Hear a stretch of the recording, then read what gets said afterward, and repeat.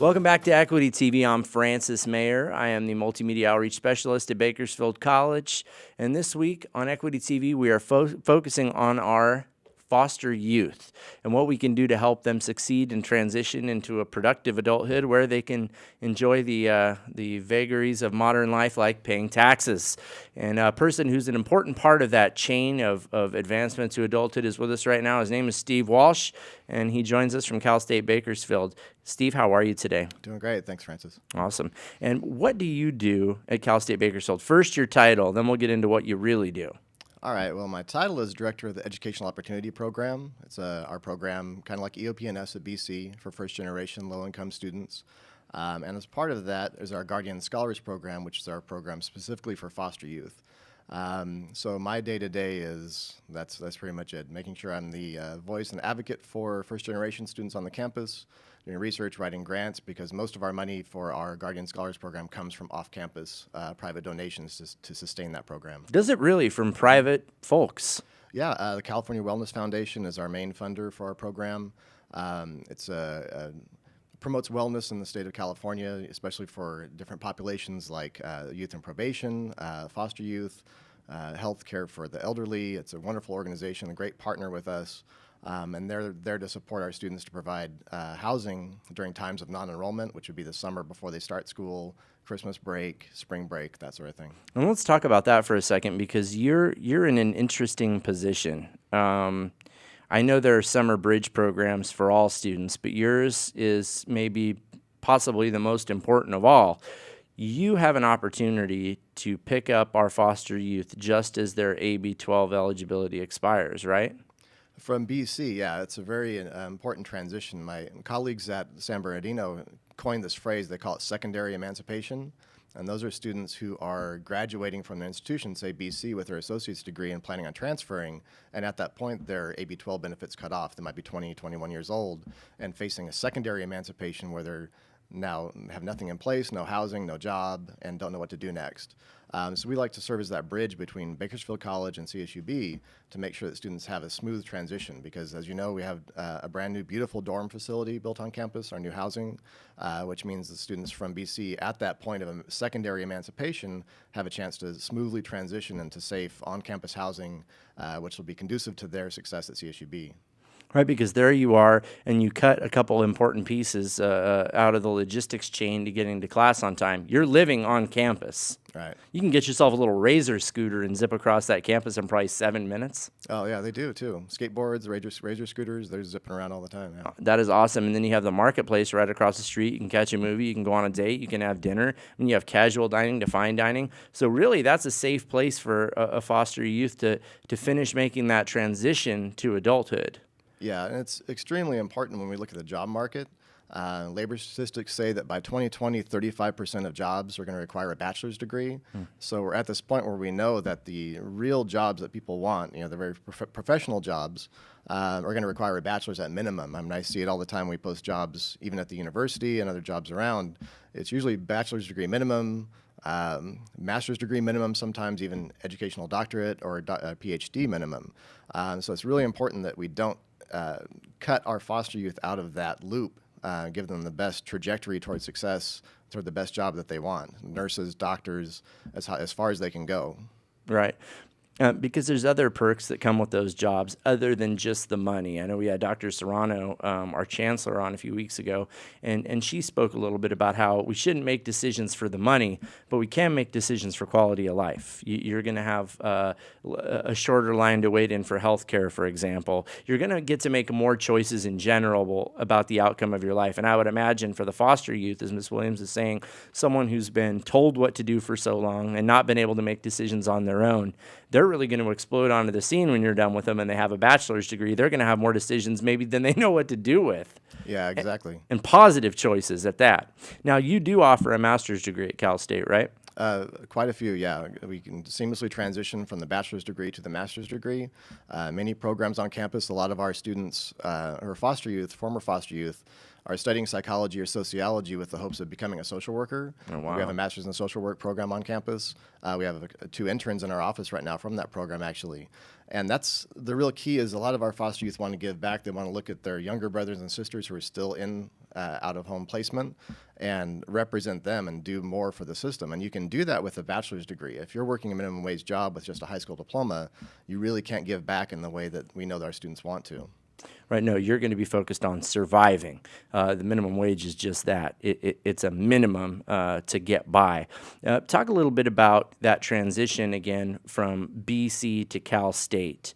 That is the most seamless way for a person to do that and to maximize the benefits available to them, right? Exactly. We want to make sure our students at BC are on the transfer path. They get those 60 transferable units and the Golden 4. Any counselor in the counseling center will be able to help any student. What are the with Golden that. 4? The speech communication, English B1A, the Right. freshman composition course, math, Yeah, the like statistics, course, right? and logical reasoning. Sure. So we're talking about those Golden 4 that you need to get over to Cal State. Right, and then the 60 transferable that also have to be present there. And like I said, any counselor, we know work with the counselors at BC all the time. They know the transfer curriculum. Once they apply and come to CSUB as a transfer, we want to make sure they apply to EOP, which is our version of EOP-NS.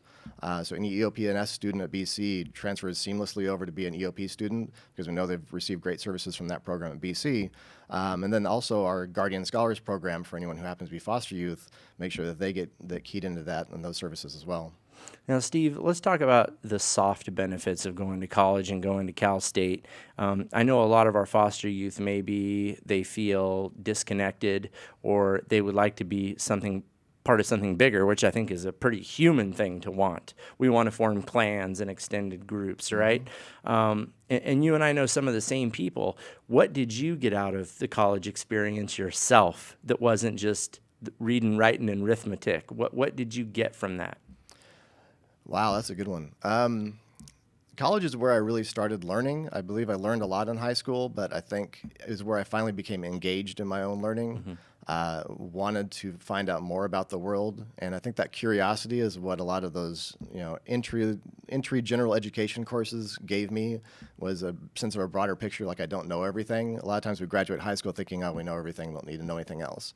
College was really the opening of my eyes to say, you really don't know anything. You need to go out there and study this. So college has been wonderful. It gave me my career, my wife, my job, my passion, and let me work with the best people in the world. I mean, our students in our Guardian program they are the clan, they are our group, our extended family on campus, and that's what we really want to address to the future CSUB students at BC who are foster youth right now. Is it's not just a plan, it's not just a system, it's not just a program. They're coming to be part of our family. We focus on wellness, we work out together, we go to the rec center, and we have workout classes that we do as a group. Our office is kind of the hub. Students sleep in there, they eat in there.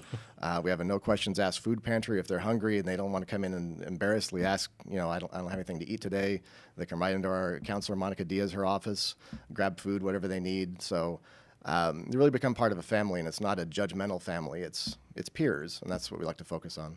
It is a special thing. And from those close relationships that I formed with people that I played sports with, to the people that I see wearing a BC hat anywhere in Bakersfield, I have an instant kinship with them. We're instantly part of the same thing, and I value that. All of my cousins are old enough to be like my aunts and uncles. I'm the baby of the babies. So while I don't profess to know exactly what it's like to be a foster youth, I do know what it's like not to have any close cousins and or siblings, and I definitely relished forming those relationships and making those friends in college and those close relationships, peer-based relationships that I didn't have before. And that was the other thing about college for me, is it's not as judgmental as high school may have been for a lot of people. No one's going to call you a dork in college if you like to play, dice games. No one is going to judge you because of how you dress. And if they do, they're the goof, not you. But you're much more likely to meet people who are into the stuff that you're into. It's a wide population base of people. It's not just guys in college sweaters. It's all kinds of people. And I'm sure you see that even more so at Cal State, right? Well, yeah. If you're at CSUB, you made it through. You know, you made the eligibility criteria. You're there to study. So I noticed that same transition too. From high school, it's more, if you're smart, it's a downside. You know, why are you going to go study? You know, it's almost embarrassing to be the smart one. Right. At the university, you want to be the smart one. So the tables have turned. So you really have a lot of like-minded peers, and you know, it's great that our foster youth who come to the campus have that family there, but they're also meeting students who are not foster youth. They're meeting a very wide, diverse group of people. A lot of students from LA, a lot of students from the Stockton's, Sacramento area, from the desert. So you get a lot of different perspectives on life. We have an international student program. So you meet a lot of different people, a lot of different points of view, and it broadens your understanding of the world. No, and those type of things are celebrated. I remember years ago, and you may remember this better than me, but I think it was 7, 8 years ago, there was a young man who graduated, I believe, with 2 bachelor's degrees, and he came from a very difficult family background that involved homelessness and just a lot of roadblocks and hurdles. And I remember thinking when I heard that guy speak, if he wasn't the valedictorian, he was a salutatorian. I remember thinking, man, if this guy can make it work, you know, a lot of people can make it work. And like you said, those little benefits, those little bits of help are there. I can't believe you guys have a food pantry. So like if I dressed up like a Cal State student and I rolled in and I talked to Miss Diaz, I could get some food? She would tackle you. No. She's very protective of our students. She wants to know. She knows all of them by name. We all know all of our students by name. We identify them. And if you were just coming in to take food, she would tackle you. Okay. You're taking food out of my kids' mouths. No, I am not going to take food out of your kids' mouths. Your name is Steve Walsh. If students want to find you, they can go to the CSUB website, or I'm sure they can call the college and ask for you. And I'm sure that Miss Williams knows your name and is able to refer people to you to complete that bridge when the AB 12 money runs out and they need to take that next step towards adulthood. Absolutely. Awesome. Mr. Walsh, thank you so much for your time. Coming up next on Equity TV, as we focus on our foster youth population, we're going to talk to one of the success stories that people like Miss Williams, Rolando, and Steve Walsh have made possible. That's coming up next on Equity TV.